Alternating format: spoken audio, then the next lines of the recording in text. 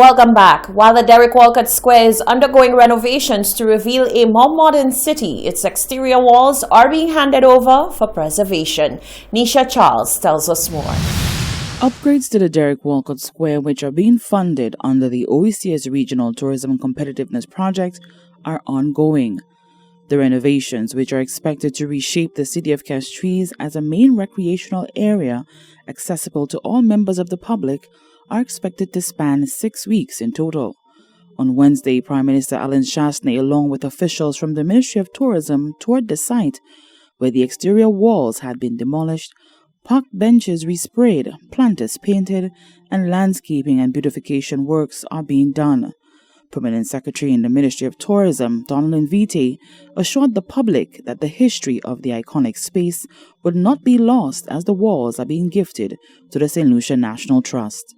We have entered into a collaboration with the St. Lucia National Trust to ensure the history and patrimony of these exterior walls are transferred to them. So we are quite happy that they are in possession of the exterior walls, and even with looking at tourism and how persons perceive that sometimes we are a bit destructive and lack of emotion and patrimony, we just want to clarify to the public and let everybody know that these sorts of sensitive issues when it comes to our history and culture are an ethos in all of the projects we implement, and please feel safe in knowing, rest assured, that these exterior walls are with the St. Lucia National Trust. The second phase of the project will see the placement of monuments at key locations for unobstructed viewing and the creation of a clear green space to facilitate performances and picnics.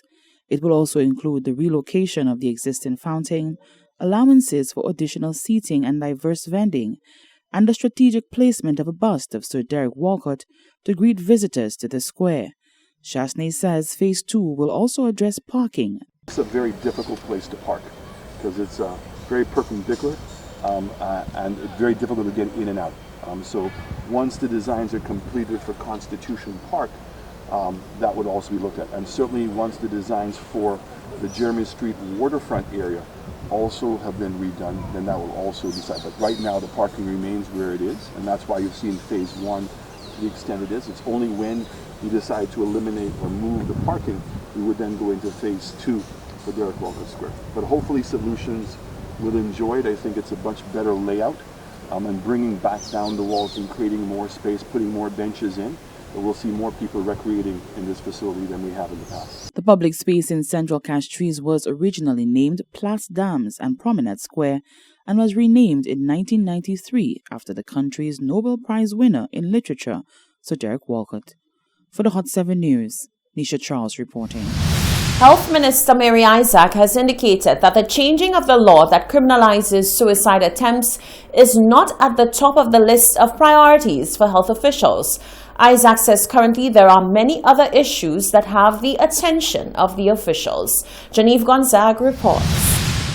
In a recent interview with Hot 7 TV News following a suicide case, psychiatrist Dr. Julius Gilliard made a call for the law that criminalizing suicide attempts to be changed. According to St. Lucia's Criminal Code, a person who attempts to commit suicide is liable on conviction, on indictment, to imprisonment for 2 years. Minister for Health Mary Isaac was asked whether she believes it is time for the law to be reformed. We have that law on the books, but I do not know to what extent we enforce it. And for now, that seems to be working. That position seems to be working. We have a lot of laws on our books that we do not enforce. And of course, we ought to review them. But since they are not urgent, and we have a lot more urgent legal issues to review, I think that will come in time. She explained that the biggest challenge facing the ministry when it comes to the caring of individuals who are mentally challenged is human resource capacity. Similar to mental health, I would say that we do not have sufficient human resource capacity to deal with these two areas in St. Lucia. But it is something that we are working on. Isaac says if a decision to have law reform is arrived at, she would be willing to support, but it would depend on what is being brought forward. It would depend on how it comes up. Right now what we do is we first look at counseling, we first look at protecting the identity of the person who is, the victim. And that is of paramount importance to us at the Ministry of Health.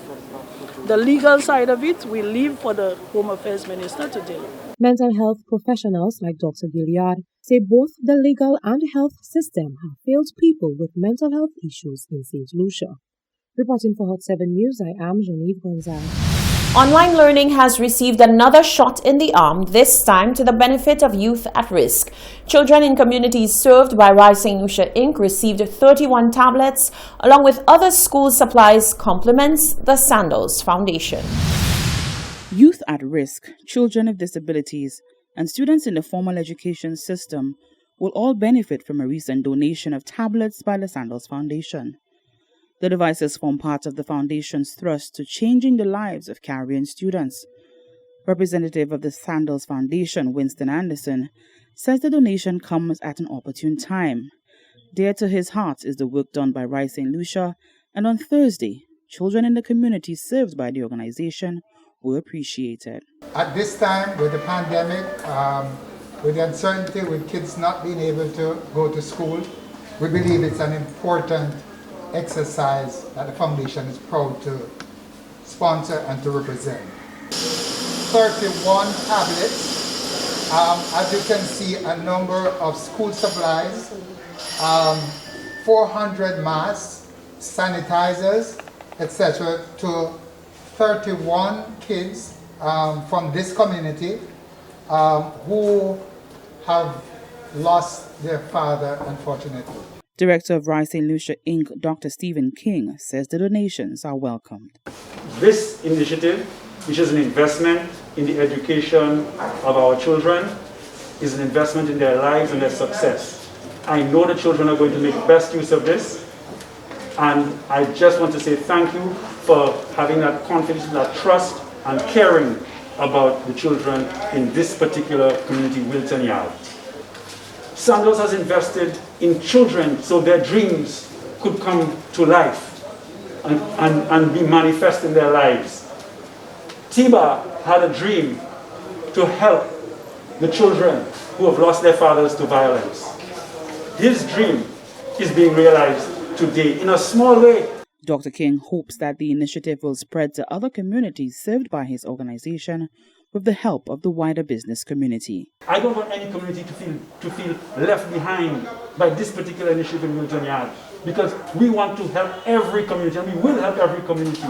But it all starts with some success somewhere, because I want to urge the business community, just like Sandals Foundation, step up, show you care, show you have the love. Join. We are one people on a journey of freedom, a journey towards a much better place. Rise St. Lucia Inc. is a not-for-profit, non-governmental organization dedicated to the healthy development of people, especially the youth.